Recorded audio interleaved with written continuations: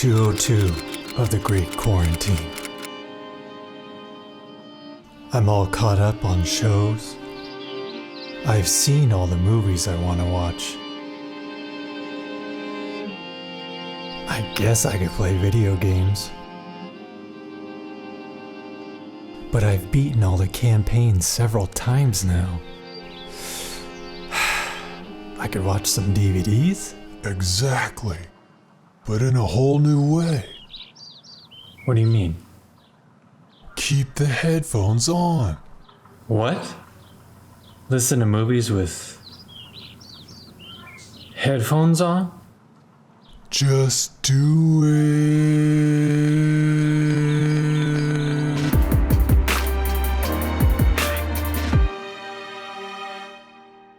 Oh, hi. My name is Elon Osborne, and thanks for joining me on my YouTube channel where I talk about movies, audio, and music. But more specifically, I just want you to do a little experiment for me. Okay. Since many people are still chilling at home in 2020, and you're all caught up with your entertainment, streaming shows. All right, we get it. Not a lot of movies are coming out in theaters. I think it's high time you get a little old school. Go back and dust off all those VHS tapes, DVDs, Blu-rays, 4K stuff. All the Ks. Put on some headphones and enjoy the ride. If you have That I definitely don't have. If you have an AV receiver in your home theater setup, I recommend that the most. It sounds fuller and more expansive and harder hitting when you have the components inside your AV receiver processing the sound. Boom.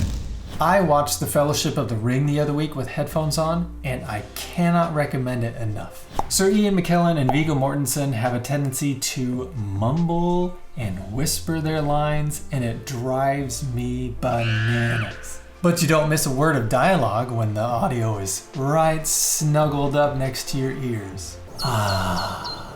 I went back and watched John Wick, and the scene in the club is mixed so well. The music alone in that scene sounds like you're listening to it just on your regular hi-fi stereo system, but with gunshots, body hits, and bones breaking sprinkled in with it. If you own physical copies of the Marvel Infinity Saga, that's a no-brainer, because Skywalker Sound knows how to mix their movies in such a way where it still sounds superb when reduced to just 2 channels. Now you might be asking yourself, great, but what if I don't have an AV receiver, jerk? That's what I'm saying. Many TVs, DVD players, Blu-ray players, what have you, should have an optical out, also known as Toslink. It looks like this, kind of like an upside down doggy door with a straight top and a curved bottom. And an optical cable looks like this. It's got this little tip like that, looks like that if you're looking straight down the barrel. Pew, pew, pew, pew, pew. But you'll also need to get a DAC, digital to analog converter, because the signal that comes out of the optical out is digital, and what we perceive as sound is analog. Okay. But let me warn you. Oh, here it comes. DACs can range from tens of dollars to hundreds to thousands. So no matter Don't listen to you? So no matter how much you're willing to spend, there's a DAC out there for you. Guaranteed. Or maybe your media player already has a dedicated headphone jack. Maybe. If it does, sweet! So come along, join me. Hard pass. Let's put aside streaming for a bit and let's give some love to retro, vintage, and nostalgia. Let me know what you ended up watching in the comments below. Did you enjoy the experience? What jumped out at you? Was it a new experience even though you had seen it before? So there you have it, folks. If you would like to have more...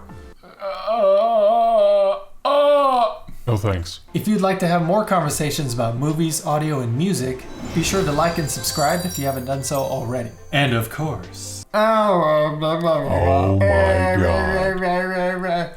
Wow. always be listening.